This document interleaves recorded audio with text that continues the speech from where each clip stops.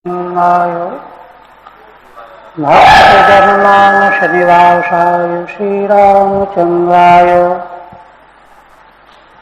वागीशाय वदने लक्ष्मीर्यस्य च वक्षसि यस्यास्ते हृदये संवित्तं नृसिंहमहं भजे। विश्वसर्गविसर्गादि नवलक्षणलक्षितम् श्रीकृष्णाख्यं परं धाम जगद्धाम नमाम तत्।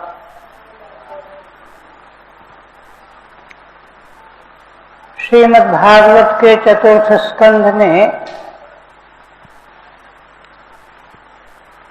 11 अध्यायों में प्रारंभ होने वाला महाराज पृथु का आख्यान,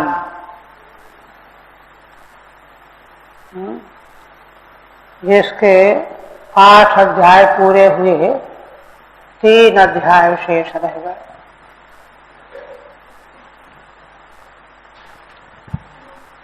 और इस आख्यान में प्रस्तुत 21वें अध्याय में श्रीधर स्वामी कहते हैं, एक विंशे तु प्रथुना प्रजानाम अनुशासनम महासत्रे सुरादीनाम महासदसि वर्ण्यते। इस 21वें अध्याय में महाराज पृथु के द्वारा प्रजा का अनुशासन किया जाएगा। किस प्रसंग में? महासत्र की दीक्षा के प्रसंग में। उसमें एक बहुत बड़ी सभा का आयोजन होगा, जिसमें देवता, ऋषि, महर्षि ये सब एकत्र होंगे। आइए, सुरादी नाम महासदस्य वर्णिते, देवता, ऋषि आदि उस महान सभा में विद्यमान होंगे।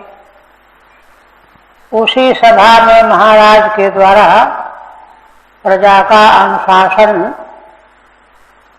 किया जाएगा। ये प्रसंग है 21वें में। श्री मैत्रेय जी पूर्व प्रसंग का उपसंहार करते हुए कहने लगे, पूर्व में महाराज को भगवान का मंगलमय दर्शन प्राप्त हुआ, उनके द्वारा भगवत भक्ति का वरदान मिला, भक्ति मिली और अत्यंत आनंद से आप्लुत होकर के महाराज राजधानी को लौटे, भगवान अपने धाम को गए। ये प्रसंग हो चुका है। आप जब महाराज राजधानी को आए, नगर को, तो उस समय नगर की सजावट का वर्णन करते हुए कहते हैं, मैत्रेय उवाच मौक्तिकै कुसुमस्रग्भिर्दुकूलै स्वर्णतोरणैः महासुरभिर्धूपैर्मण्डितं तत्र तत्र वै। महाराज का यज्ञ समाप्त करके अपने नगर में प्रवेश के समय नगर की सजावट का वर्णन कर रहे हैं मैत्रेय जी। मौक्तिकै, मोती की लड़ियों के द्वारा, कुसुम सर्ग भी, फूलों की मालाओं के द्वारा, दुकूलै, रेशमी वस्त्र खंडों के द्वारा, स्वर्ण तोरणै, और स्वर्ण के दरवाजों के द्वारा, महासुरभिर्धूपैर, और विशेष सुगंधी वाली धूप, इन सबों से यत्र तत्र उस नगर को मंडित किया गया था, सजाया गया था। ये सब सात्विक सजावट है। आजकल तो तमोगुणी सजावट होती है।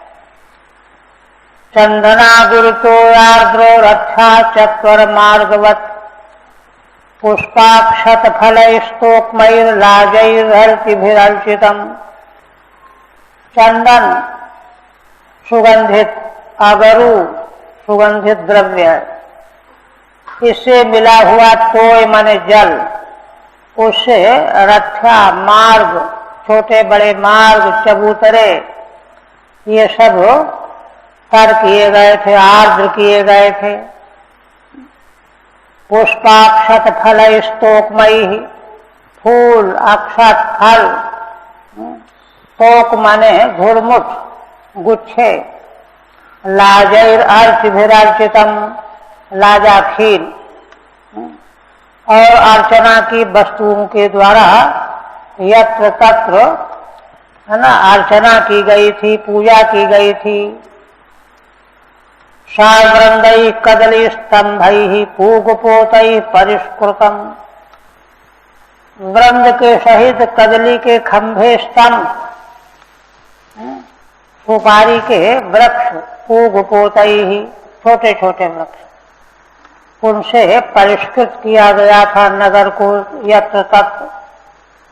तल पल्लव माला भी, आम्रादि वृक्षों के पल्लव, उनकी मालाएं, इनके द्वारा सर्वतः समलंकृतम, चारों ओर से पूरी नगरी को अलंकृत किया गया था। टीका। पुरम ययौ इत्युक्तम, श्रीधर स्वामी कहते हैं कि पीछे कहा गया है कि महाराज भगवान के अपने धाम चले जाने के बाद उस दिशा में प्रणाम करके अपनी नगरी को चले आए। तत्पुरम अनुवर्णयति, उस पुर की सजावट का वर्णन करते हैं मैत्रेय जी मौक्तिकैरित त्रिभिः 3 श्लोकों।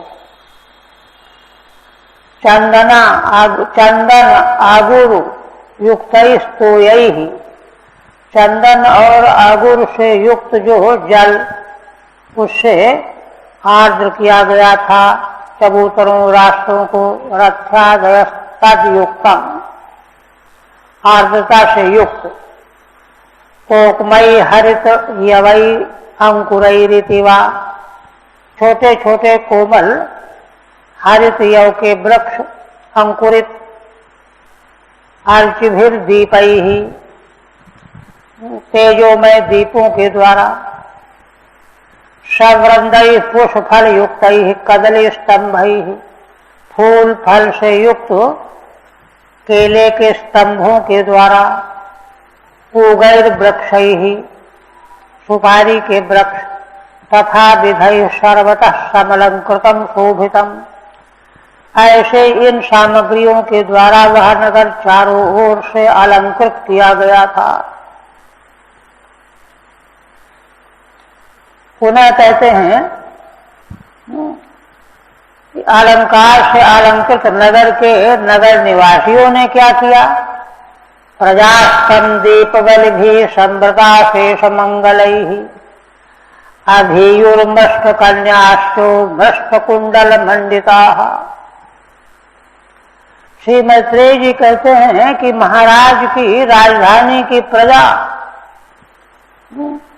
दीप बलि, दीपक, प्रकाशमान, बलि, उपहार और इनके साथ में और अनेक मांगलिक सामग्री, जौ वगैरह लेकर के, मांगलिक सामग्री लेकर के अभियु महाराज की अगवानी करने के लिए दौड़ पड़े आए। मष्ट कन्याश्च मष्ट कुंडल मंडिता, और सुंदर दिव्य कुंडलों से सुशोभित कन्याएं महाराज की अगवानी के लिए आईं। टीका। संभृतानि अशेषानि मंगलानि दध्यादीनि, प्रजा के हाथ में सारे मांगलिक पदार्थ, दधी है, चावल है, इनसे युक्त होकर के सहाभिजगमुहु, सारी प्रजा महाराज के पास दौड़ करके आई। मृष्टा उज्ज्वला कन्याश्च, और सुंदरी कन्याएं कुंडलों से सुशोभित होकर के अगवानी के लिए आई। शंख दुंदुभि घोषेण ब्रह्म घोषेण चर्त्रियाम विवेश भवनम वीरः स्तूयमानो गतस्मयः। और कहते हैं कि शंख दुंदुभि इनका घोष हो रहा था सूत मागध बंदी जनों के द्वारा, और ऋतुजों के द्वारा वेद मंत्र का पाठ हो रहा था। ऋतुजान ब्रह्म घोषेण, और सारी प्रजा महाराज की स्तुति कर रही थी। स्तूयमानः है ना, वीरः महाराज पृथु है ना, गतस्मयः भवनम विवेश, स्मय रहित होकर के राजमहल में प्रविष्ट हुए। गतस्मय का अर्थ है कि अरे इतना वैभव हमारा, इतना प्रजा हमारा आदर कर रही है। हाँ, यह सब देख करके अहंकार नहीं हुआ उनको, क्योंकि मान सम्मान असल में भगवान का होता है। ये तो मूर्खता है व्यक्ति की। देहाध्यासी मनुष्य अपना सम्मान मान लेता है, ऐसा नहीं है। इस तत्व को जानने वाले कभी भी अहंकार नहीं करते। इसलिए महाराज गतस्मय होकर के राजमहल में प्रविष्ट हुए। पूजितः पूजयामासो तत्र तत्र महायशाः। मार्ग में जैसे महाराज चल रहे थे, सभी उनको हाथ जोड़ करके दंडवत प्रणाम करके पूजन कर रहे थे, और महायशस्वी महाराज उनकी पूजा कर रहे थे। तत्र तत्र पूजयामास। किनको महाराज ने पूजित किया? पौरांजान पदांस्तान प्रीतः प्रियवर प्रदा। जो पूर्वासी आए हुए थे उपहार सामग्री लेकर के महाराज के चरणों में अर्पण करने के लिए, जनपद के रहने वाले लोग, धार्मिक धर्मात्मा प्रभावशाली, उन सबों को महाराज प्रसन्न होकर के प्रिय वरदान देते हुए उनका सम्मान किया।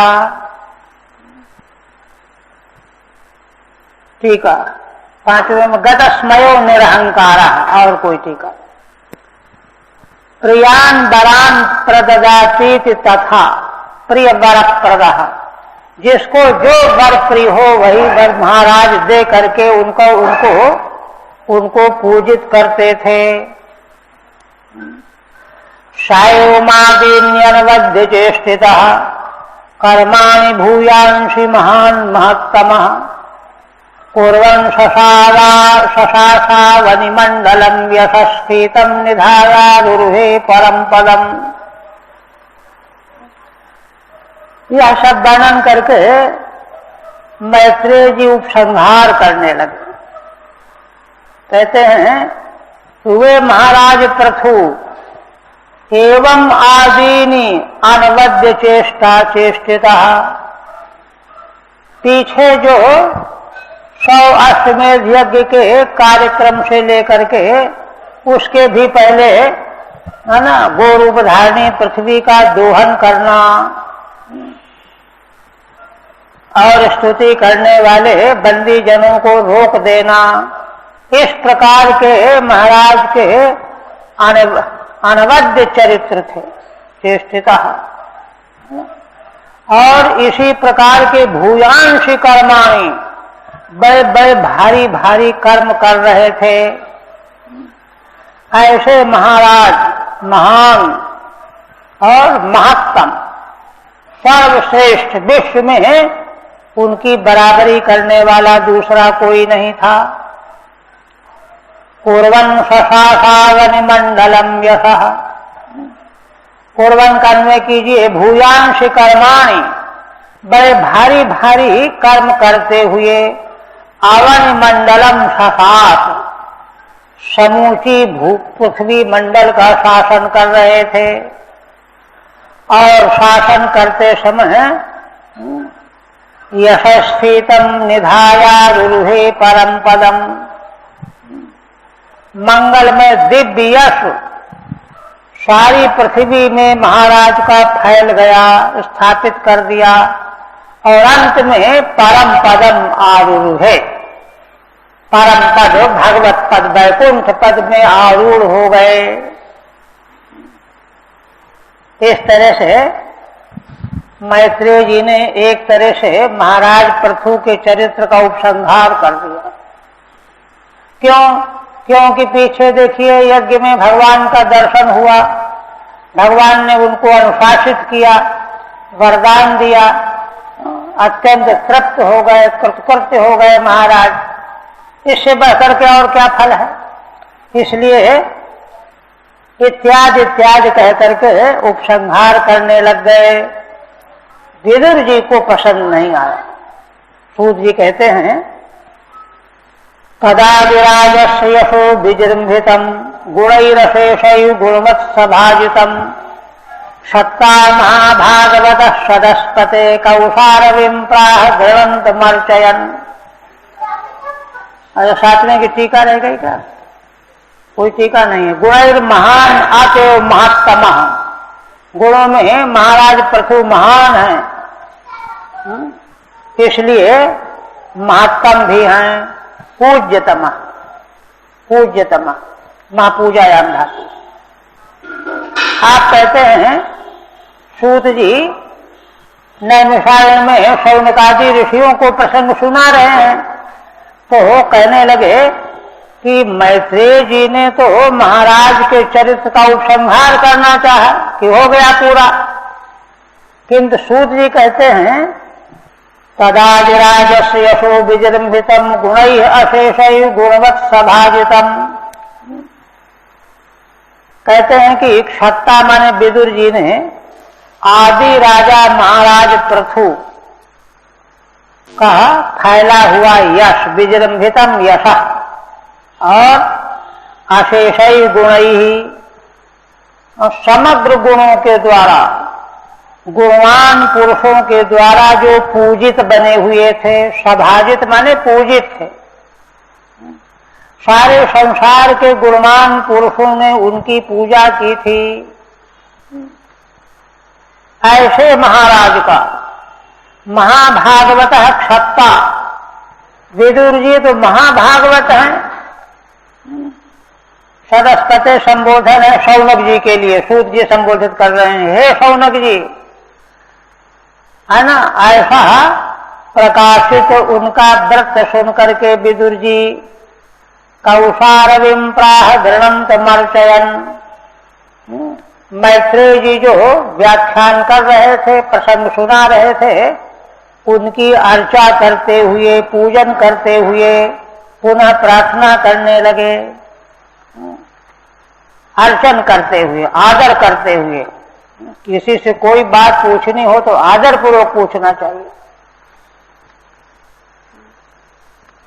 ठीक है। गुणैर विजृंभितम ऊर्जितम, गुणों के द्वारा जो ऊर्जित थे महाराज, गुणवद्भिः सभाजितम, गुणवान जनों के द्वारा जो पूजित थे, सत्कृत थे, यशो गणंतम अर्चयन प्राह, ऐसे महाराज का यश जो वर्णन कर रहे थे मैत्रेय जी और उपसंहार करना चाहते थे, तो उनसे कहने लगे, यह बात सूत जी शौनक आदि ऋषियों को कह रहे हैं, सदसस्पते शौनक। देखिए विदुर जी क्या कहते हैं। विदुर जी कहते हैं सोऽभिषिक्तः प्रथुर्विप्रलब्धा से ससुरारः बिभ्रत स वैष्णवम तेजो बाहुर्याभ्याम दुदोहगाम। हे ब्रह्मन, वे महाराज पृथु ऋषियों ब्राह्मणों के द्वारा राज सिंहासन पर अभिषिक्त किए गए एक, और उसके बाद देवताओं के द्वारा उनको सब प्रकार का उपहार अर्पण किया गया। लब्धा से ससुरारहण, बिभ्रत स्मो बिभ्रत वैष्णवम तेज। तीसरा, उन महाराज पृथु ने भगवान विष्णु के तेज को धारण किया बाहुओं में, व्याभ्याम दुदोहगाम, और तब उसी तेज से ओतप्रोत होकर के महाराज ने, है ना, पृथ्वी रूपी गो माता का दोहन किया। ठीक है। लब्धानि अशेष सुराणाम अर्हणानि येन सह, जिनको समग्र देवताओं के आरोहण प्राप्त हुए हैं महाराज को राज सिंहासन के बाद हुए। महाराज इसके बाद उन्होंने क्या किया, पृथ्वी का दोहन कर लिया। जितना आप बता चुके वो तो ठीक है कि मकरोदित शेषा। फिर उन्होंने क्या किया, वे श्रवण की उत्सुकता व्यक्त कर रहे हैं। कहते हैं, कौन्वश्य कीर्तिम न शनोत्यभिज्ञो यद विक्रमोच्छिष्टमशेष भूपा लोका सपाला उपजीवन्ति कामम मद्यापि तन्मे बदकर्म शुद्धम। विदुर जी प्रार्थना करते हुए कहने लगे कि हे ब्रह्मन, उन महाराज की कीर्ति को कौन नहीं सुनना चाहेगा। कौन अश्य कीर्ति न शृणोति, हाँ, अभिज्ञ होना चाहिए, जो कुछ समझते नहीं है। भैंस के आगे बीन बाजे जैसा, उसके लिए तो कोई बात नहीं। यद विक्रमोच्छिष्ट मशेष भूपा, जिन महाराज पृथु के विक्रम का उच्छिष्ट सारे आगे के भूपाल राजा लोग भोग भोग रहे हैं। लोका कपाला उपजीवन्ति कामम, उन महाराज के बाद के अशेष राजागण लोक लोकपाल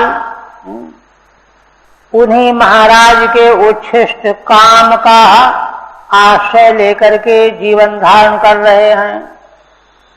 अद्यापि तन्मे बदकर्म शुद्धम, इसलिए हे ब्रह्मन, ऐसे महामहिमशाली महाराज के और शुद्ध कर्मों का वर्णन करो, अभी मैं तृप्त नहीं हुआ हूं। ठीक है। सौत्सुक्य माविष्कुर्वन् प्रार्थयते, है ना, सुनने की उत्सुकता व्यक्त करते हुए विदुर जी प्रार्थना कर रहे हैं। कौन नीति, कौन विज्ञ व्यक्ति सुनना नहीं चाहेगा। यश विक्रमः पृथ्वी दोहनम, जिन महाराज का पराक्रम पृथ्वी का दोहन करना, उन्हीं का उच्छिष्ट तुल्यम कामम, उनके उच्छिष्ट जैसे कामनाओं का आगे के राजाओं ने उपभोग किया, जीवन धारण किया। तत्स्य कर्म बद, ऐसे उन महाराज के पवित्र और कर्मों का वर्णन कीजिए। ये जब प्रश्न किया तब मैत्रेय जी वर्णन करने लगे। अब देखिए क्या वर्णन आगे आ रहा है 3 अध्याय में। एक तो प्रजा का अनुशासन, इसके अग्रिम 22वें अध्याय में योगेश्वर शनकादिकों के द्वारा आत्मज्ञान का श्रवण, और तीसरे अध्याय में भगवत धाम की प्राप्ति। तो उसका आरंभ कर रहे हैं। कहते हैं मैत्रेय जी, गंगा यमुनयोर नद्यो अंतरा क्षेत्रमावसन आरब्धानेव बुभुजे भोगान पुण्य जिहासया।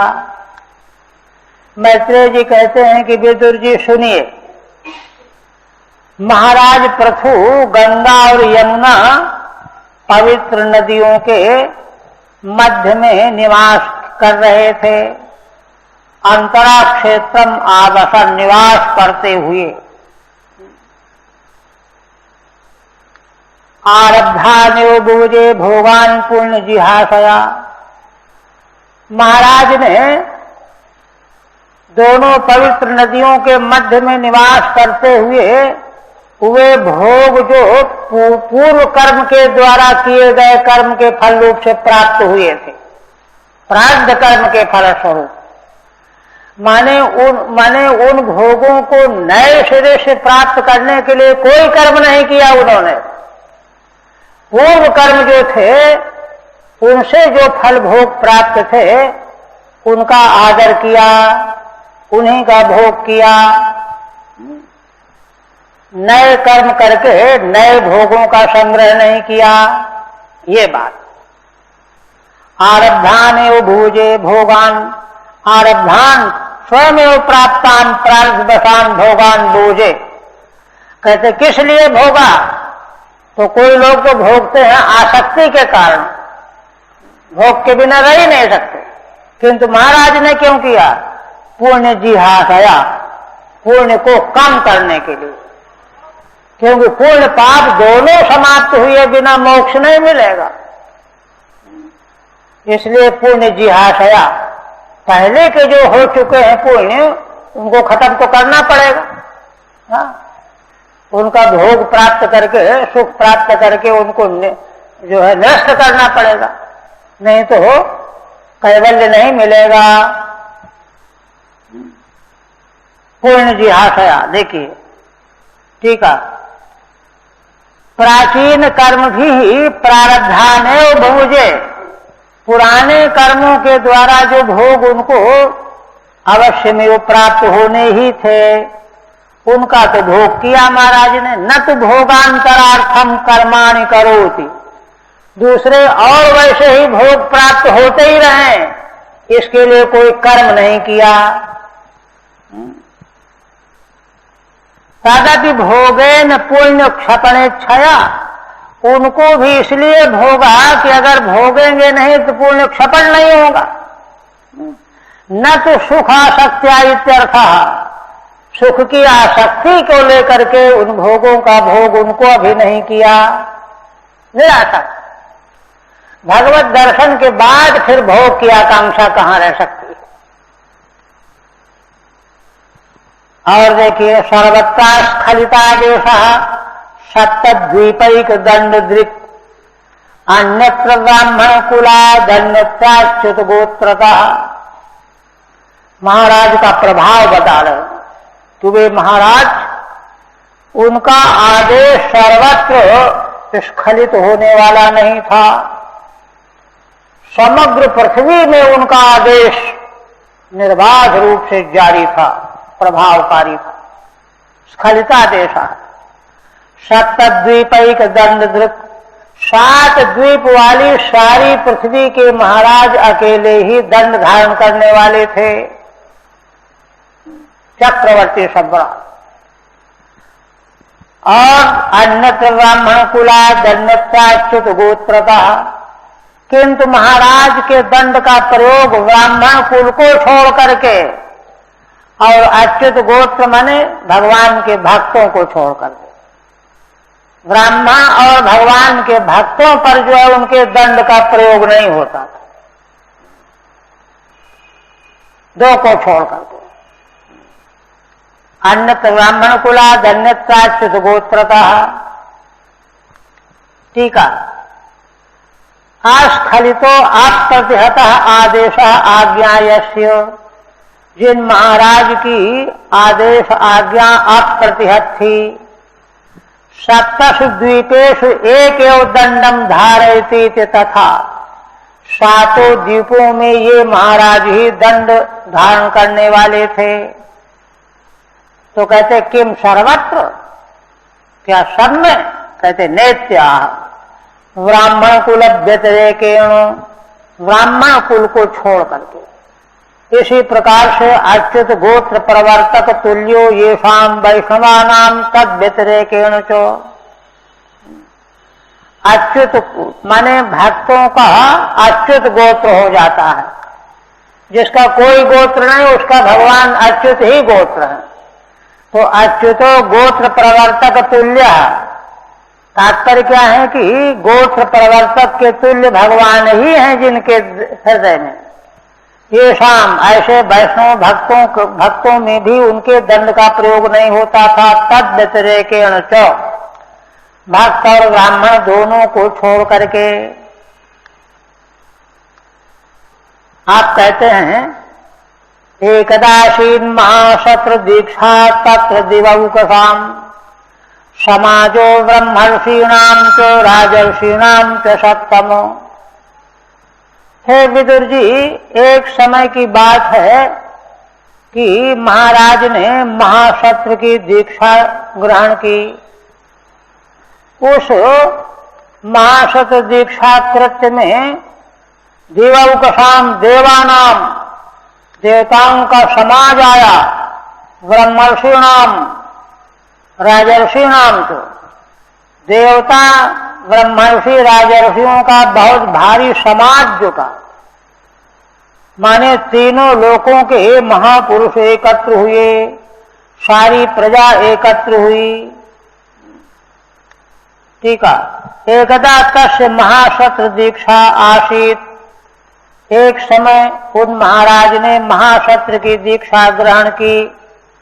तत्र सत्रे देवादी नाम समाजः, उस सत्र के प्रकरण में देवताओं का समाज आया, ऋषियों का, राजर्षियों का। और तस्मिन्नर्हत्सु सर्वेषु स्वरचितेषु यथार्हतः उत्थितः सरसो मध्ये ताराणाम उदरादिव। उस उच्च कोटि के देवता ऋषि राजर्षियों के समाज के मध्य में जो अर्ह थे, तस्मिन अर्हत्सु सर्वेषु, सब के सब अर्ह पूज्य थे। स्वरचितेषु यथार्हतः, महाराज के द्वारा उनका विधिवत पूजन किया गया था, जो जिस प्रकार की पूजा के योग्य थे। और यह सब हो जाने के बाद सदसा मध्य उत्थिता, इतनी भारी महान सभा के बीच में महाराज खड़े हुए। उपमा दे रहे हैं, ताराणाम उदरादिव, उदरात माने चंद्रमा, जैसे नक्षत्र मंडल के बीच में चंद्रमा उदित होते हैं, ऐसे ही महाराज उस महान सभा के मध्य में खड़े हो गए। ठीक है। तस्मिन् पूज्येषु अर्चितेषु सत्सु, उस सभा में आए हुए पूज्य जन, उनकी अर्चना की गई। और अर्चना के बाद सत्सो मध्य उत्थितः, सभा के मध्य में महाराज खड़े हुए। उत्थितः सन समन्ततः समैक्षते षष्ठे नान्वयः, यहां से लेकर के 6वें श्लोक में 19वें में अन्वय होगा जा करके। बाकी बीच के सब विशेषण हैं। महाराज का स्वरूप वर्णन कर रहे हैं। प्रांशु पीनायत भुजो गौरः कंजारुणे क्षणः, सुनासा सुमुखा सौम्य पीनांसा द्विजस्मितः। कहते हैं कि महाराज का कद ऊंचा था, प्रांशु लंबा शरीर था। पीनायत भुजो, भुजा पीन माने मोटी और लंबी चौड़ी भुजाएं हैं महाराज की दो। गौरवर्ण है 3, कमल के समान है ना, कोमल और लाल नेत्र हैं।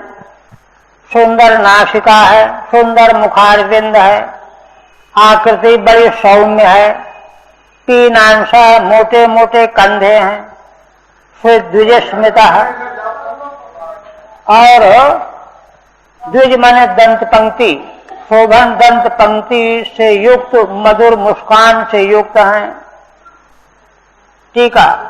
प्रांशो उन्नतः पीनौ आयतौ भुजौ यस्य, मोटे और लंबे भुजाएं हैं जिनकी। कंजवदरुणे ईक्षणे यस्य, कमल के समान अरुण नेत्र हैं जिनके। शोभना द्विजा स्मितम च यस्य, जिनकी दंतावली दंत पंक्ति शोभन है और मुस्कान भी बड़ी मधुर है। व्यूढ़ बक्षा बृहच्छोणिर, बल बल बल गुदलोदर आवर्तनाभिरोजस्वी कांचनोरुदग्रपात। और महाराज का कैसा स्वरूप है? व्यूढ़ वक्षा, है ना, माने लंबा चौड़ा वक्षस्थल है, छाती, और बृहत श्रोणी, श्रोणी जिनकी बृहत है। श्रोणी कहते हैं कटी के नीचे का भाग, नितंब भाग। बलि बलगु दलोदर, और नाभि में त्रिबली पड़ी हुई है, उदर में। आवर्त नाभि, और नाभि आवर्ताकार है, जैसे समुद्र में भंवर पड़ती है, भंवरी बनी हुई है। ओजस्वी, महाराज का वह स्वरूप अत्यंत ओज से पूर्ण है।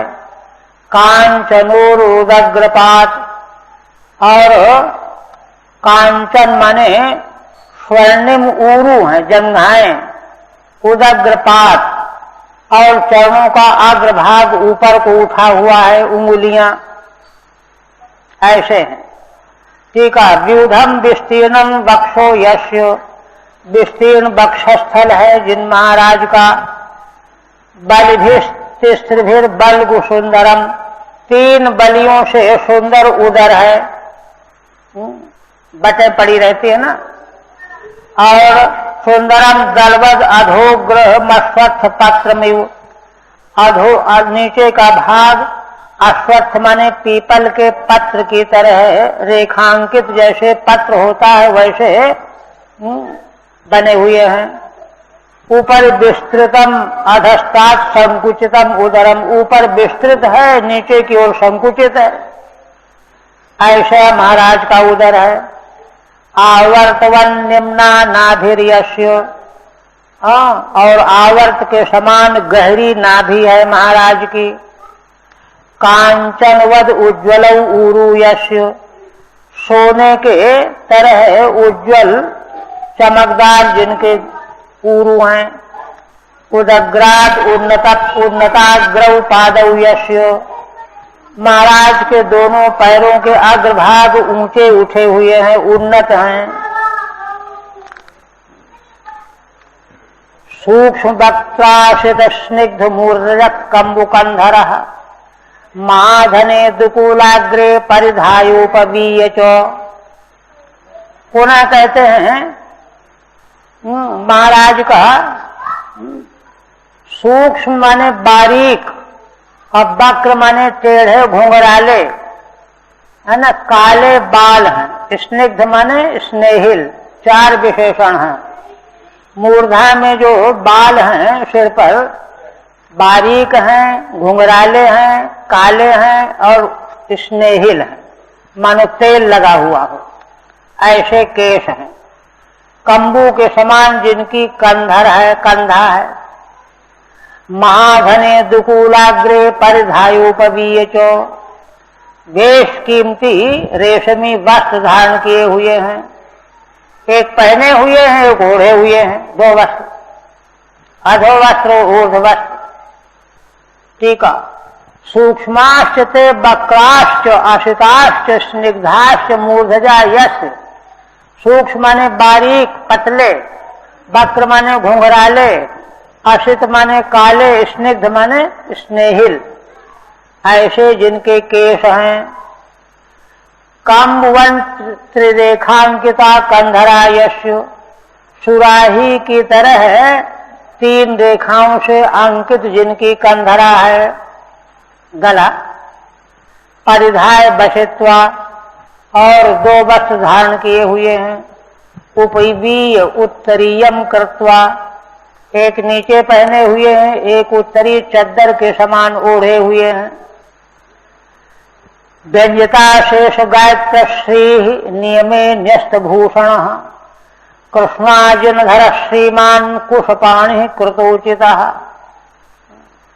महाराज की शोभा का वर्णन करते हुए मैत्रेय जी कहते हैं कि महाराज के समग्र गात्रों की शोभा व्यंजित हो रही है।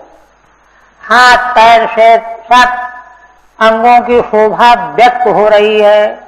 क्यों?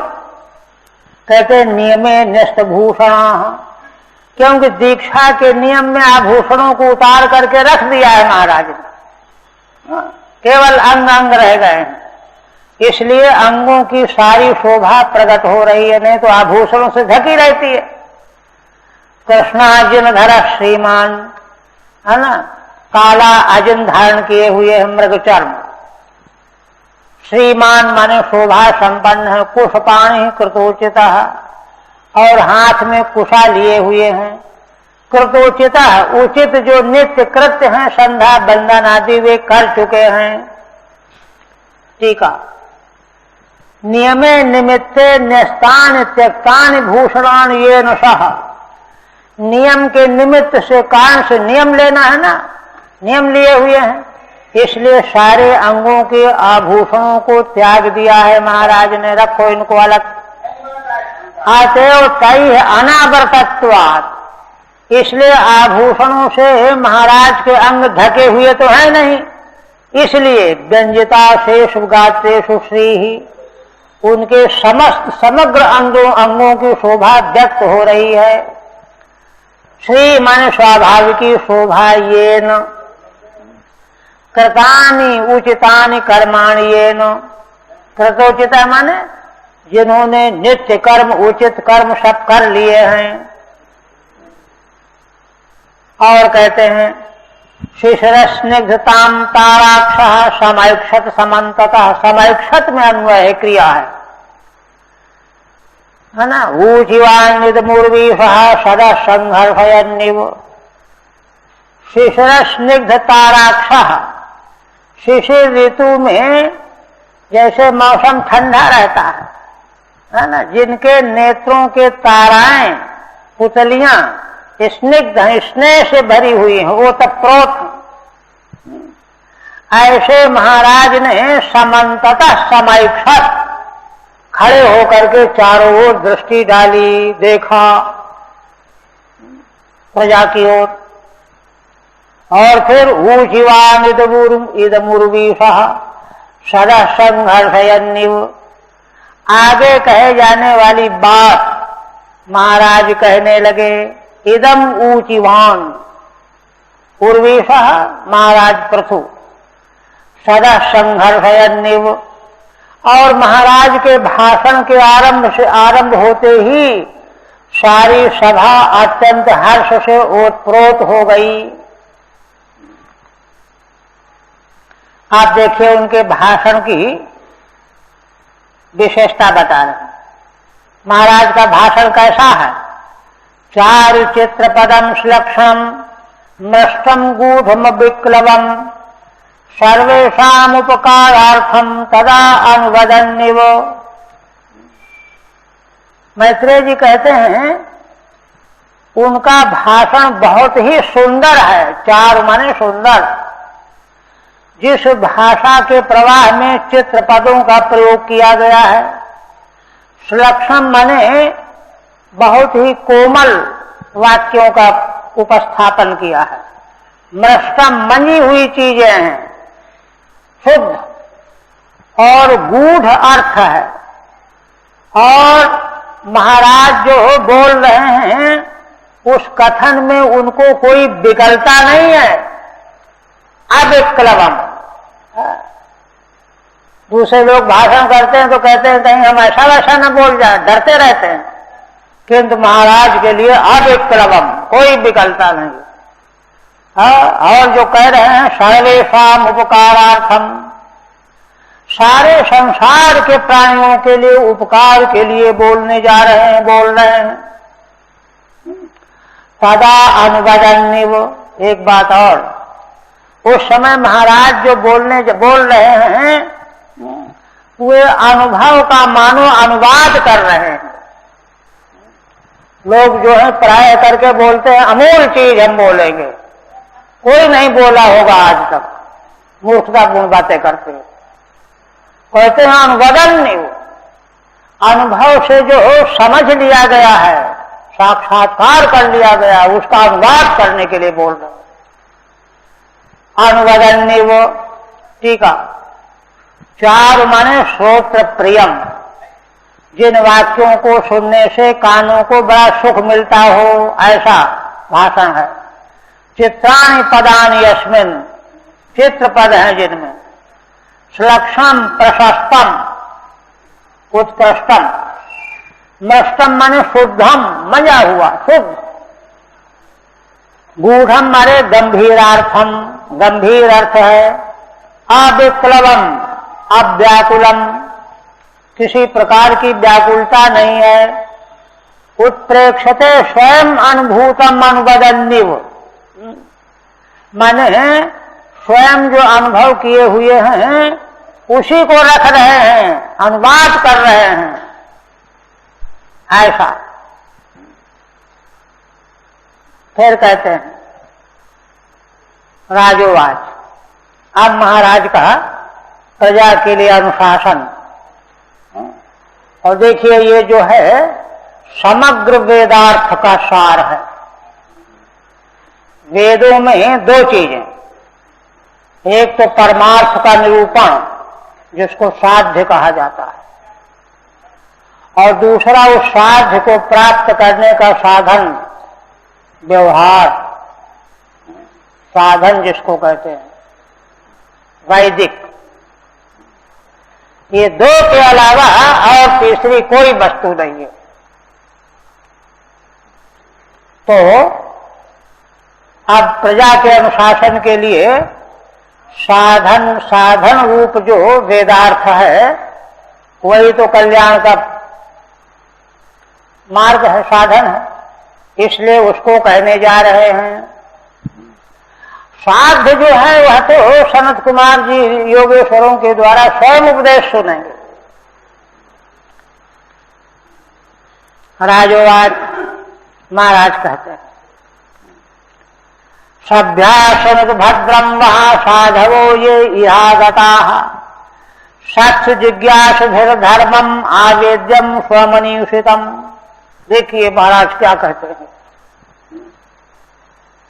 वास्तविक उच्च कोटि की विद्वत्ता जहां होती है वहां इतनी सरलता से जो है बात रखी जाती है। कहते हैं कि हे सभ्य पुरुषो सभासदो, सभायाम साध सभ्या, सभ्या हे सभासदो, सभा में बैठने लायक लोगों, सनत भद्रम वहा, आप लोगों का सबका कल्याण हो, हमारी बात आप सुनिए। साधवो ये इहागताः, जितने भी साध पुरुष यहाँ आए हुए हैं, सभ्य माने सभा में आए हुए और साध पुरुष जो आए हुए हैं, है ना। कहते हैं कि हम जो कहने जा रहे हैं उसको सुनो। तो कहते अच्छा, हाँ तो क्यों कहने जा रहे हो? देखिए कहते हैं हम उपदेश देने का लालच नहीं है हमारा, हमने जो समझा है उसको हम आप लोगों के सामने रख रहे हैं। अगर उसमें कोई गड़बड़ी हो तो आप काट दीजिए कि ये राजन ठीक नहीं है। भगवान श्री राम का उपदेश भी तो यही है, रामचरितमानस में देखिए, जौ अनीति कछु भाषो भाई तौ मोहि बरजेहु भाई विश्वराई। अब नीति है कि अनीति, इसका निर्णय कौन करेगा? शास्त्र करेगा। शास्त्र सबसे परे है। तो कहते हैं कि सत्सु जिज्ञासुभिर धर्मम आवेद्यम स्वमनीषितम। कहते हैं देखो मैं तो उपदेशक नहीं हूं, मैं तो जिज्ञासु हूं, और जिज्ञासुओं को चाहिए कि सत्पुरुषों की सभा में अपने विचारों को प्रस्तुत करे, रखे, उनको बतावे। किस लिए? अपने विचारों में कोई न्यूनता हो, कमी हो तो उसका पता चलाने के लिए, है ना। बोलोगे, उच्चारण करोगे तब तो गुरु बताएगा कि ये गलत है, ठीक नहीं है, इसको ऐसे बोलो वैसे बोलो। इसलिए मैं कह रहा हूं, उपदेश देने के लिए नहीं, है ना। जिज्ञासु भी स्वमनीषितम धर्मम सत्सु आवेद्यम, ये अन्वय देखिए।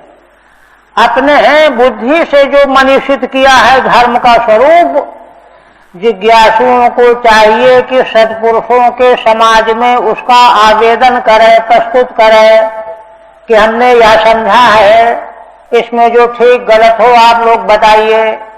देखिए, प्रथम स्कंध में महाराज परीक्षित ने 19वें अध्याय में यही किया है। अनशन करके बैठ गए, सारे संसार के देवर्षि, ऋषि, ब्रह्मर्षि आ गए। महाराज ने सबकी पूजा की, अर्चा की, तो हाथ जोड़ करके अपना सौभाग्य कहा, कितना बड़ा भाग्य हमारा है। ये दे हम तो अपराधी हैं, पापी हैं, अपराध किया है, तभी तो दंड मिला। किंतु हमारा बड़ा सौभाग्य है कि आप लोगों ने मुझको दर्शन देने के योग्य समझा। अब मैंने जो अपने मन में निश्चित किया है उसको आपके चरणों में निवेदन करना चाहता हूं। उसमें अगर ठीक हो तो अनुमति दीजिए और ठीक न हो तो उसको काट दीजिए, बताइए कि यह न करके यह करो। ये प्रसंग न हुआ तो निवेदन किया उन्होंने, बताया कि इस प्रकार से मुझे साप मिला, यह इसको मैं भगवान का अनुग्रह मान रहा हूं, क्योंकि उससे प्रसक्त होकर के वैराग्य हो गया। नहीं तो टाल रहे थे, फिर देखेंगे, फिर देखेंगे, फिर देखेंगे। किंतु जब ये 7वें दिन मर जाना है तब तो टालने का सवाल ही नहीं। इसलिए भगवान का अनुग्रह मैं मान रहा हूं। आप लोग जो हैं 2 प्रश्नों का प्रश्न भी किए, और यह जब कहा तो सारे ऋषि महर्षियों ने एक स्वर से निर्णय किया कि राजन ठीक है, और हम लोग तब तक यहीं बैठे रहेंगे जब तक आप देह को छोड़ करके भगवत धाम को नहीं चले जाओगे। इस तरह से जो है उन्होंने अपनी विज्ञता ख्यापित नहीं की।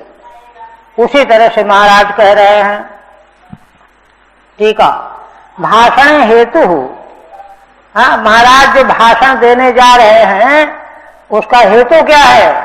धर्मम जिज्ञासु भी पुंभी, जो मनुष्य धर्म को जान लेना चाहते हैं, क्योंकि ठीक ठीक धर्म को नहीं जानेंगे, गड़बड़ करेंगे तो साधन ही गलत हो जाएगा, तो उसे फल कैसे मिलेगा? इसलिए धर्मम जिज्ञासु पुंभी सत्सु स्वमनीषितम आवेद्यम वक्तव्यम, सत्पुरुषों के सामने अपने निर्णय का उद्घोष करना चाहिए कि आप लोग बताइए, मैंने गलत तो नहीं समझा, निर्णय लिया। अतः प्रजानुशासन मिषेण जिज्ञासैव क्रियते, इसलिए प्रजा के अनुशासन के बहाने मैं तो जिज्ञासा ही कर रहा हूं। न युष्मान प्रति धर्म प्रवचनमिति भावः, आप लोगों के प्रति धर्म का प्रवचन मैं करना नहीं चाहता। उनको क्या धर्म का प्रवचन करेंगे? यह है विनम्रता। क्या कहते हैं? अहम दंडधरो राजा प्रजानाम ही योजितः रक्षिता व्रततः स्वेषु सेतुषु स्थापिता पृथक। कहते हैं कि देखो महाराज, सभासदों, है ना, मुझको दंड धारण करने वाला राजा बनाया गया है। प्रजा के साथ मुझे राजा पद से जोड़ा गया है। किस लिए? रक्षिता, राजा केवल घमंड बढ़ाने के लिए नहीं, रक्षिता, प्रजा की रक्षा करने के लिए। रंजनाथ राजा है। वृत्तिदः, उनकी वृत्ति, भोजन की व्यवस्था करने के लिए रक्षा और भोजन की व्यवस्था। 2, तीसरी, श्वेष सेतु सुस्थापिता पृथक, और सारी प्रजा को अपने अपने सेतु में पृथक पृथक स्थापित करने के लिए राजा बनाया गया है। मनुष्य मात्र के लिए जो वैदिक धर्माचार है वह जिसके लिए जो है उसमें ही वह स्थित रहे, गड़बड़ न करे। सांकर नहीं होने देने के लिए राजा को सतर्क रहना चाहिए। राजा सतर्क नहीं रहेगा तो वर्ण सांकर्य, वृत्ति सांकर्य सब हो जाए, गड़बड़ हो जाए। 3 कामों के लिए मुझको राजा बनाया गया है। ठीक है। इदानीम प्रजा शिक्षयिष्यन् प्रजा शिक्षणादिकम। इस समय महाराज प्रजा को शिक्षा देने के लिए प्रजा शिक्षणादिकम मम आवश्यकम इत्याह। प्रजा को शिक्षा देना महाराज के लिए आवश्यक है, ये कह रहे हैं। नहीं तो कोई कहे कि अरे शिक्षा इनके गुरु लोग दे देंगे, तुम क्यों देने के चक्कर में पड़े हो? तो कहते नहीं, आवश्यक है। आमित्री भी 3 श्लोकों से ये बात कह रहे हैं। क्यों? मुझको इनकी रक्षा करने वाला, इनके भोजन की व्यवस्था करने वाला और इनको अपने अपने धर्म के मार्ग में स्थापित करने वाला राजा बनाया गया है। पृथक सेतु सुस्थापिता स्थापिता, अलग अलग अपने अपने मार्ग में। सेतु माने मार्ग, जिस रास्ते से जिसको चलना है उसी रास्ते में चलना पड़ेगा, इधर उधर नहीं। यही सेतु है। बड़े बड़े शहरों में जो ट्रैफिक के नियम हैं, जिस रास्ते से बड़े वाहन जाएंगे उससे बड़े ही जाएंगे, छोटे नहीं जाएंगे। छोटे वाले वाहन जिससे जाएंगे छोटे जाएंगे, नहीं तो व्यवस्था ही नष्ट हो जाए। आप कहते हैं तस्य में तदनुष्ठानाद् यानाहुर ब्रह्मवादिनः लोकाशु काम संदोहा यस्य तुष्यति दृष्टदृक्। कहते हैं कि देखो, जब मैं ये तीनों प्रकार का काम करूंगा प्रजा के प्रति, रक्षा, वृत्ति और उनको धर्म पर स्थापित करना, तो इससे क्या होगा, मुझे क्या मिलेगा? तस्मै तदनुष्ठातु तदनुष्ठानात्, तीनों का अनुष्ठान करने से मुझे यानाहुर ब्रह्मवादिनः, ब्रह्मवादी लोग, वैदिक लोग, इसका फल जिन लोगों की प्राप्ति कहते हैं वे मिलेंगे। यानाहुर ब्रह्मवादिनः लोकास्युः काम संदोहा, सब प्रकार की कामनाओं को देने वाले लोग मुझे मिलेंगे, है ना? क्यों मिलेंगे? न मिले तो कहते नहीं, यस्य तुष्यति दृष्टदृक्, मिलेंगे तब जब उस राजा के द्वारा तीनों काम ऐसे किए जाएं कि भगवान संतुष्ट हो जाए, है ना? है ना? दृष्टदृक्, है ना? दृष्ट माने दृष्टि के दृष्टा, ईश्वर, भगवान, है ना? परमात्मा, परमेश्वर, सर्वज्ञ सर्वशक्तिमान परमात्मा। क्योंकि परमात्मा ही जीवों के कर्म और कर्म फलों का नियामक तत्व है। देखिए, वैदिक परंपरा की यह बड़ी अनन्य बात है। कर्म विपाक प्रक्रिया के नियंता है भगवान, सर्वज्ञ सर्वशक्तिमान। अगर ऐसा न हो तो मनमाना हो जाए, लूट मच जाए, इंद्र पर से लिए सैकड़ों लोग दौड़ के घुस जाए, वहां जाकर के गड़बड़ हो जाए। इसलिए भगवान की ओर से बड़ी चुस्त दुरुस्त व्यवस्था। तो जब भगवान प्रसन्न हो जाएंगे, तीनों कर्म करेगा राजा, तब ब्रह्मवादी लोग जो फल बताते हैं वे लोग मुझे मिलेंगे। ये है। ठीक है। दृष्टदृक्, दृष्टदृक् माने प्राक कर्म साक्षी स्वर, है ना? फल देने वाला जो है, पहले किस जीव ने क्या कर्म किया इसका हिसाब जानेगा ना, नहीं फल कैसे देगा? किसी ने कर्म किया नहीं फल दे बैठेगा, भूल हो जाएगी। तो इसलिए प्राक कर्म का साक्षी ईश्वर, सब बातों को जानने वाला, वह जिससे संतुष्ट हो जाएगा, तस्य वेदवादिनो यान लोकानाहु, है ना। भगवान जिसके क्रम से संतुष्ट होंगे उस व्यक्ति को वेदवादी लोग जो लोक प्राप्त करने का फल बताते हैं, है ना। प्रजा रक्षणात् अनुष्ठानात् से लोकामेषु, प्रजा की रक्षा का अनुष्ठान करने से वे लोग मुझे प्राप्त हो जाएंगे।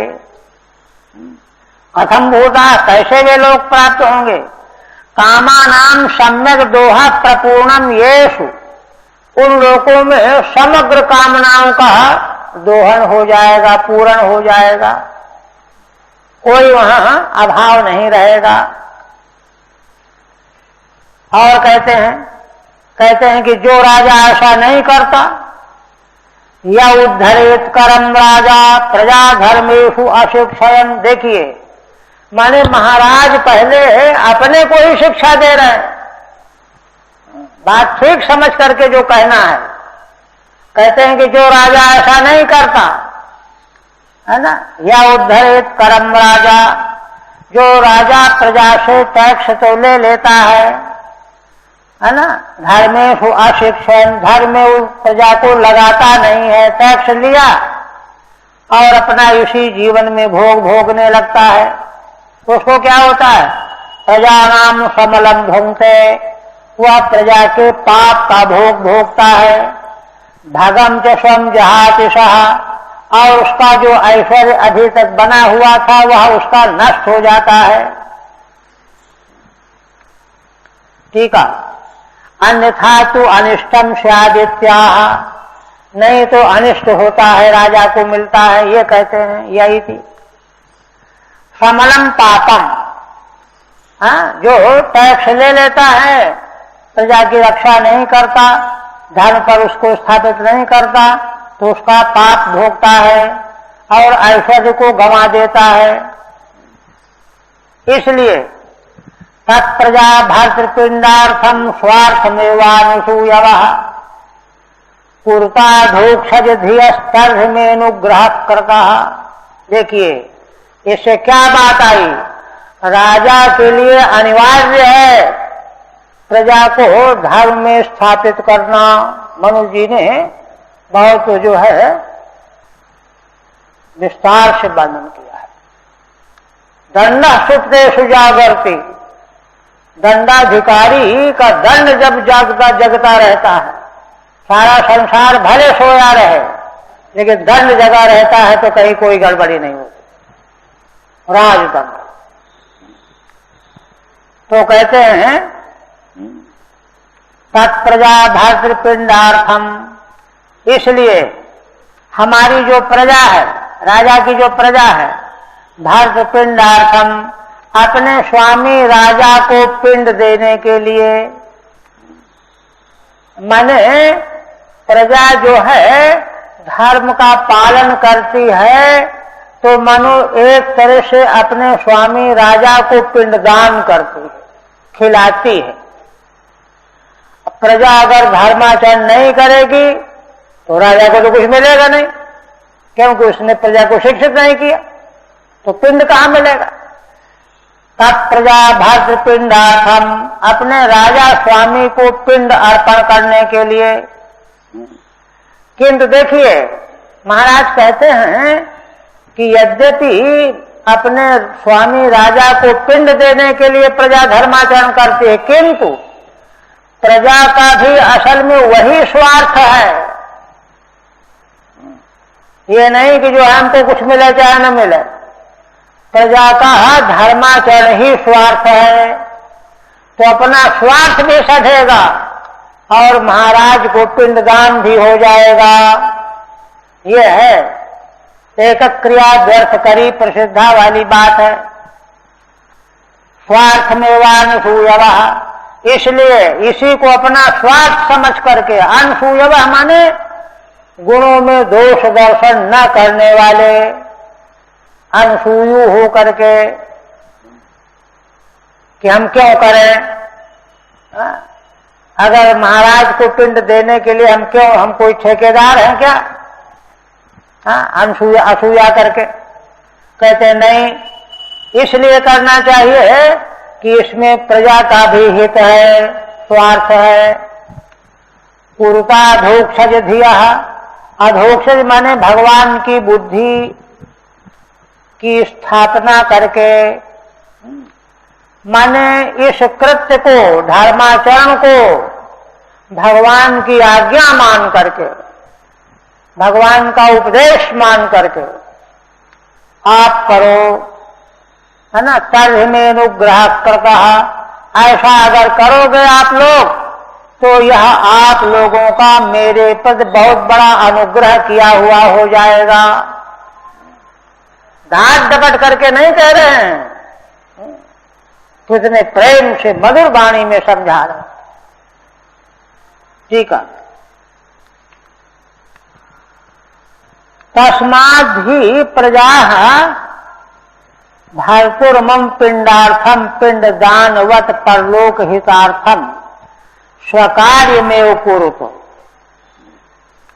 इसलिए हे मेरी प्रजाओं, मैं आपका राजा हूं, स्वामी हूं। मम भर्तुर मम पिंडार्थम, मुझे पिंड देने के लिए। दानवत परलोक हितार्थम, दान की तरह से परलोक के हित के लिए। स्वकार्य में कुरुतो, अपना काम धर्म का आचरण ही करो। स्वधर्म में वानुतिष्ठतो, अपने धर्म का ही अनुष्ठान करो, पालन करो। अधोक्षजे धीर येषाम तादृशा संतः, भगवान में जिनकी बुद्धि लगी हुई है ऐसे हो करके, माने बुद्धि में भगवान की आज्ञा का ध्यान हो और मनसा वाचा कर्मा धर्म का आचरण हो। वासुदेवार्पण दृष्टा इत्यर्थः, धर्माचरण करके भगवान वासुदेव को अर्पण कर दो। भगवान की प्रसन्नता के लिए हमने यह किया। ऐसा करोगे तो यह आप लोगों के द्वारा हमारे ऊपर बड़ा अनुग्रह किया हुआ माना जाएगा। अनुग्रह कर तो भवेदित शेषः, ऐसा करने से आप लोगों के द्वारा हमारे प्रति अनुग्रह किया हुआ माना जाएगा। आप कहते हैं यूयम तदन्मोदध्वम पितृदेवर्षयो मलाः कर्तु शास्तु अनुज्ञातुस्तुल्यम यत् प्रेत्य तत्फलम। और महाराज कहते हैं, देखिए सीधे प्रजा के लिए धर्माचरण की शिक्षा दी ना, और कहते हैं कि जो पितृगण यहाँ मौजूद हैं, देवगण मौजूद हैं, ऋषि मौजूद हैं, ये सब के सब अमल है, निर्मल है, इनमें कोई दोष नहीं है। ये सब जो मैंने प्रजा को अनुशासन का उपदेश किया है, धर्माचरण करने की प्रेरणा दी है, इसका ये सब अनुमोदन करें। पितृगण अनुमोदन करें, देवगण अनुमोदन करें, ऋषि अनुमोदन करें। हाँ ठीक कहते हैं महाराज, यही करना चाहिए, ऐसा अनुमोदन करें। यूयम तदनुमोदध्वम, आप लोग पितृगण देवगण ऋषिगण आप निर्मल हो, निश्चल निष्कपट हो, आप अनुमोदन करो कि महाराज का कहना ठीक है कि ठीक नहीं है।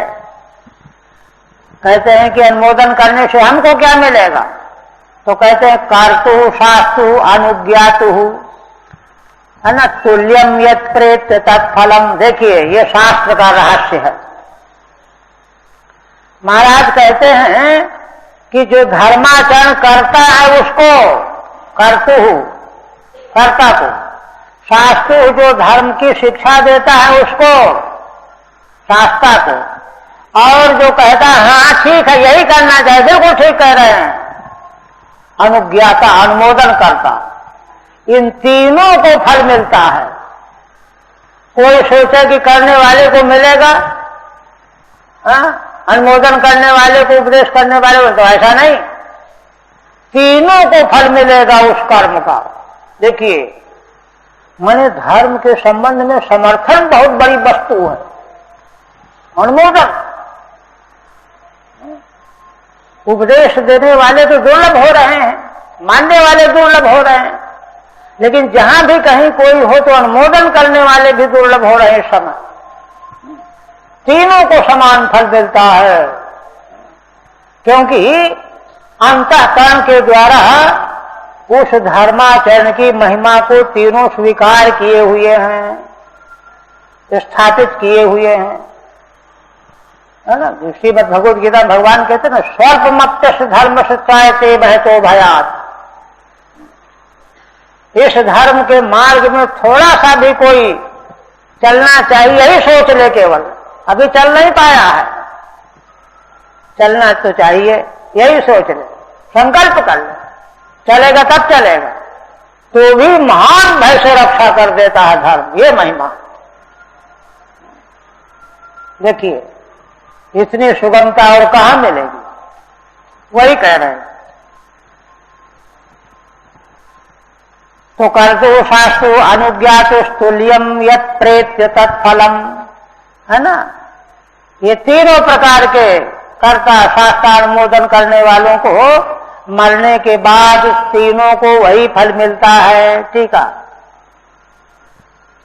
शास्त्रु शिक्षयितु, शास्त्रा माने शिक्षा देने वाला, कर्ता माने करने वाला, अनुज्ञातु अनुमोदितुश्च अनुमोदन करने वाला, प्रेत्य परलोके यत् फलम तत्तुल्यम, मरने के बाद परलोक में जो फल मिलेगा वो तीनों को मिलेगा। आप आगे देखिए, थोड़ा शास्त्रार्थ की बात ला रहे हैं। कहते हैं देखो, आस्ति यज्ञपतिर्नामो केषांचित् अर्हसत्तमाः, इहा मूत्र च लक्ष्यन्ते ज्योत्स्नावत्य क्वचित् भुवः। पीछे महाराज ने बताया कि दृष्ट के दृक दृष्टा भगवान फल देने वाले हैं, इसलिए धर्माचरण करने वाले को भगवान को बुद्धि में बैठाले रखना चाहिए, वे फल देने वाले हैं। तो जो नास्तिक लोग हैं वे कहते हैं कि अरे क्या बीच में भगवान भगवान का नाम लेते हो, बात करते हो। नास्तिक, और नास्तिक ही नहीं, देखिए पूर्व मीमांसक, जो माने प्रकृष्ट वैदिक, वे ईश्वर को इनकार करते, ईश्वर की आवश्यकता। केन उपनिषद के यक्ष वाले प्रकरण में भाष्यकार भगवान शंकराचार्य जी ने बहुत विस्तार से विवेचन किया ईश्वर सिद्धि की। यक्ष के रूप में भगवान ही तो प्रकट हुए वहां, इसलिए वो प्रसंग आ गया। मीमांसकों से बहुत शास्त्रार्थ लंबा चला, तो उसी का यहां पर थोड़ा सा संकेत कर रहे हैं। आस्ति यज्ञपतिर्नाम, यज्ञपति भगवान, केषांचित् अर्हसत्तमाः, किन्हीं लोगों के मत में तो यज्ञपति भगवान हैं, केषांचित् अर्हसत्तमाः, इहा मूत्र च लक्ष्यन्ते ज्योत्स्नावत्य क्वचित् भुवः। अब इस श्लोक में अवान्तर शास्त्रार्थ भरा हुआ है। कोई कहते हैं कि आखिर ईश्वर को मानने की क्या आवश्यकता है ना। ब्रह्मसूत्र में शास्त्रार्थ किया गया कि अगर ईश्वर संसार को बनाने वाला है तो बड़ा क्रूर है, दुख उसने क्यों बना दिया। किसी को बड़ा दुखी बनाया, किसी को बड़ा धनवान बना दिया, वैषम्य दोष लग जाएगा उसको। तो उसका उत्तर दिया गया कि नहीं, ईश्वर संसार बनाता है कर्म सापेक्ष होकर के, इसलिए उसमें दोष नहीं लगेगा। ये सारी बातें वहां चर्चा की गई। तो कहते हैं कि मान लो कुछ लोग जो हैं कहते हैं कि नहीं, यज्ञपति ईश्वर वगैरह नहीं मानते, कर्म अपने आप फल दे देता है, कर्म का स्वभाव है। जैसे कोई बहुत ज्यादा दौड़ेगा तो थक जाएगा, दौड़ना कर्म है ना, कर्म का फल है थक जाना, श्रमित हो जाएगा। कोई बहुत ज्यादा चिल्लाएगा बोलेगा तो बोलना बंद हो जाएगा। इस प्रकार से कर्म स्वयं ही परिणाम उत्पन्न कर देता है, ईश्वर को मानने की क्या आवश्यकता है।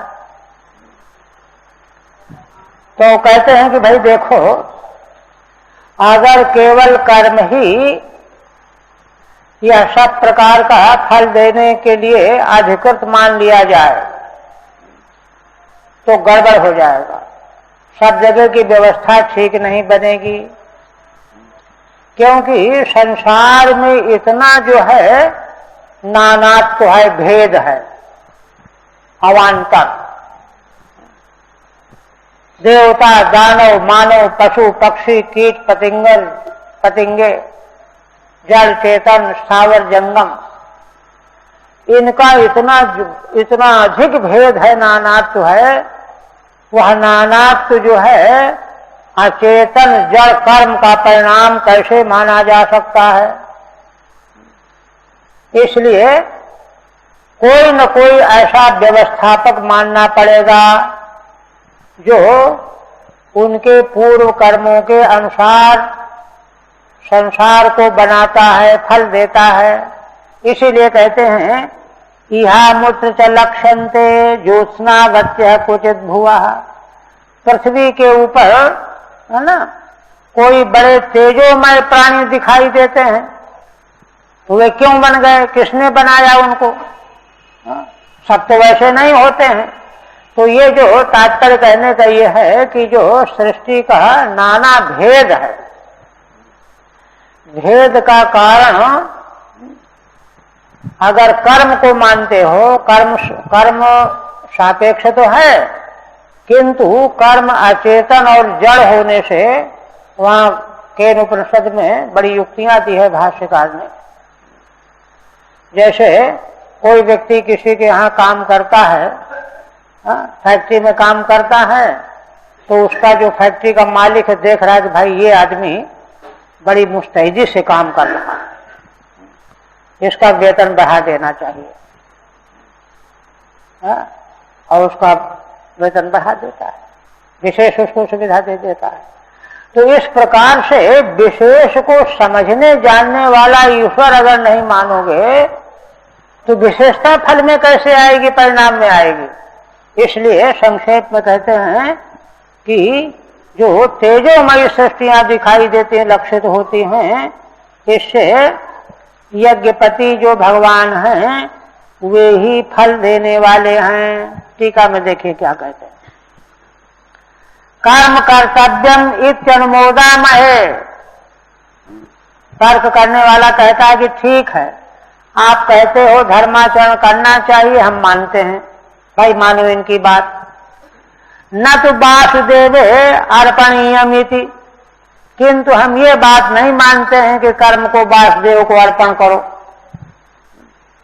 वेनादिभिस्तद अनंगीकारात्, वेन कहाँ मानता था, वेनादि तो नहीं मानते थे ना, नास्तिक। इत्येवं वादिनः, तो वेन की परंपरा का कोई था, उसने कहा कि भाई ईश्वर को बीच में क्यों गड़बड़ कर रहे हो मान करके, है ना, शनै संबोधयन्ना। तो ऐसे जो वेन के अनुयायी हैं उनको संबोधित करते हुए पृथु महाराज कहते हैं, हे अर्हतमाः। अर्हतमाः माने सर्वश्रेष्ठ पूज्य, सभा में जो ऋषि महर्षि। यज्ञपति नाम परमेश्वर, यज्ञपति नाम के परमेश्वर भगवान के शांचिन मते तावदस्ति, किन्हीं के मत में हैं वे ही फल देने वाले हैं। तथापि विप्रतिपत्तेर न तत्सिद्धि, किंतु देखिए अगर उसमें संदेह खड़ा कर दिया जाएगा, विपरीत तर्क, तो उसकी सिद्धि नहीं हो पाएगी। मैंने कुछ तो जो नहीं उस तर्क को नहीं मानते वे तो यही कहेंगे नहीं है, नहीं है, इनकार कर देंगे। तो सभी के लिए तो उसकी मान्यता अनिवार्य नहीं हुई। इत्याशंक, इस आशंका पर कहते हैं कि भाई देखो, जगत वैचित्र्यान्यथानुपत्तिम प्रमाणयति, अगर ईश्वर को नहीं मानोगे तो जगत रचना की विचित्रता का कारण समझ में नहीं आएगा। यह मूत्र च ज्योत्स्ना गत्य कांतिमत्यो भुवो भोग भूमय शरीराणि च, है ना, इस लोक में भी और अमूर्त माने स्वर्ग आदि लोकों में भी। ज्योत्स्ना गत्य कांतिमत्य, कांतिमती तेजोमती भोग भूमिया, है ना, भोग भूमया शरीराणि च, माने ऐसे लोक दिव्य लोक हैं और जिन शरीरों के द्वारा वहां के भोग भोगे जाने योग्य हैं वे शरीर भी उसी कोटि के हैं। तो ये जो वैचित्र संसार में दिखाई देता है, तो यह बिना यज्ञपति भगवान को स्वीकार किए बिना नहीं बन सकता। बस यही रहे।